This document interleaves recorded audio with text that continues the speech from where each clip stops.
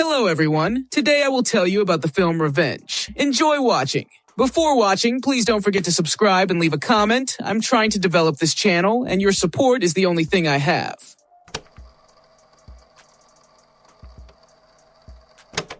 A young girl, the beauty Jennifer from Los Angeles, goes with her married lover Richard to his villa in the middle of the desert, which can only be reached by helicopter.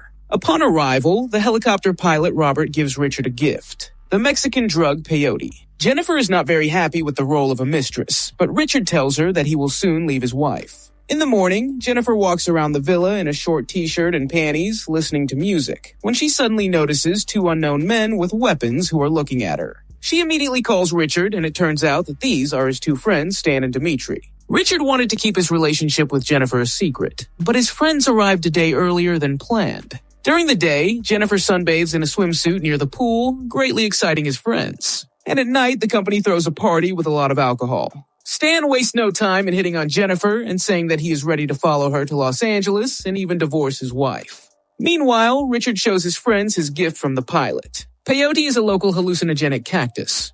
He says that a couple of years ago, a tourist overdid it with this drug so much that he sawed off his leg and didn't even feel anything.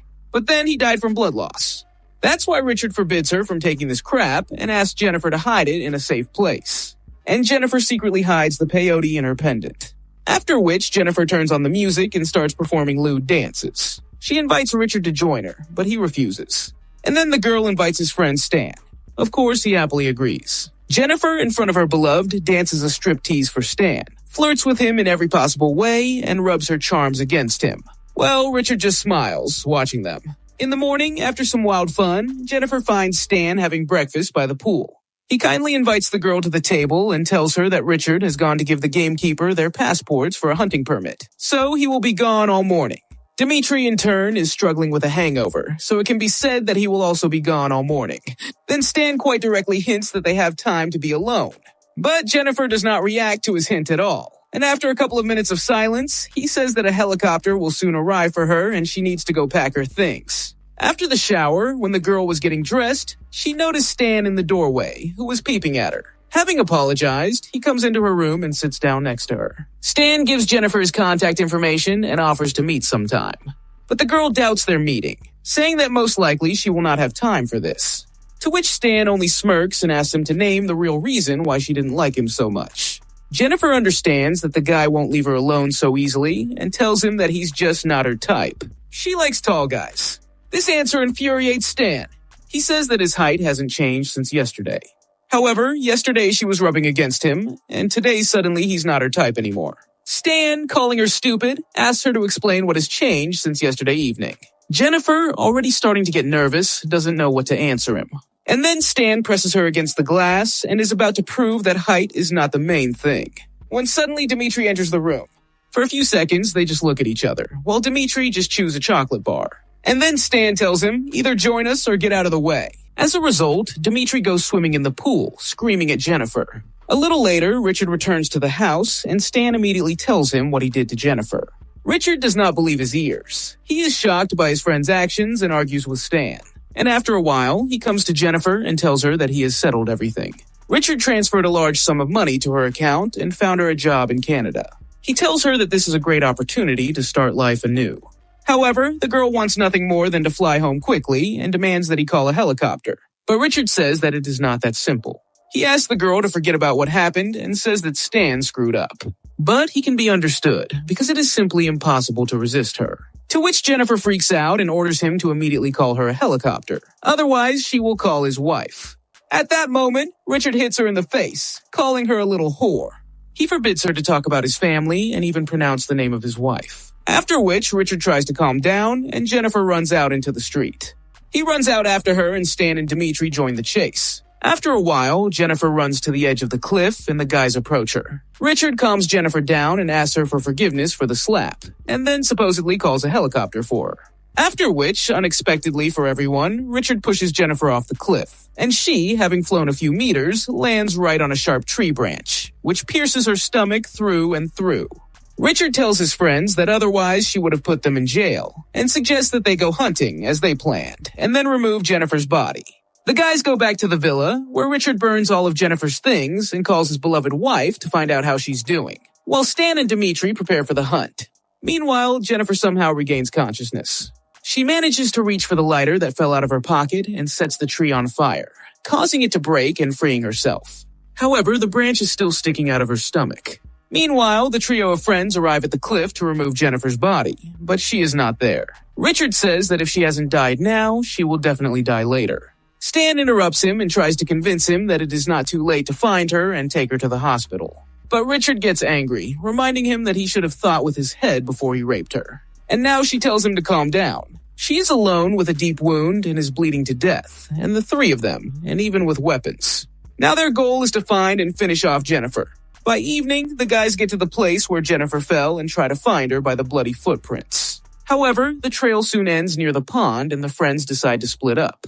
Dimitri drives past Jennifer and she hides in the pond. And when he stops to take a piss, she runs up and grabs his gun. Dimitri tries to calm her down, but Jennifer still pulls the trigger. The gun turns out to be unloaded and Dimitri pushes her to the ground, after which he reports over the radio that he has Jennifer and he will deal with her. Dimitri begins to drown the girl and tells her that this is his favorite hunting tactic, to give the victim a false chance of salvation. Suddenly, Jennifer manages to snatch a knife from him and plunge it right into his eye, after which he dies. And Jennifer, with shaking hands, takes the knife out of him and leaves the body in the river. Then she gets on his ATV and drives away, but soon the gas runs out and Jennifer sets off on her way with a gun and a backpack with supplies. She hides in a cave, makes a fire, and prepares to pull out the branch that is still sticking out of her stomach. But it is not that easy. Then Jennifer remembers the peyote cactus, which she hid in her pendant. After using it, the girl begins to have various hallucinations, but she still manages to focus on her wound.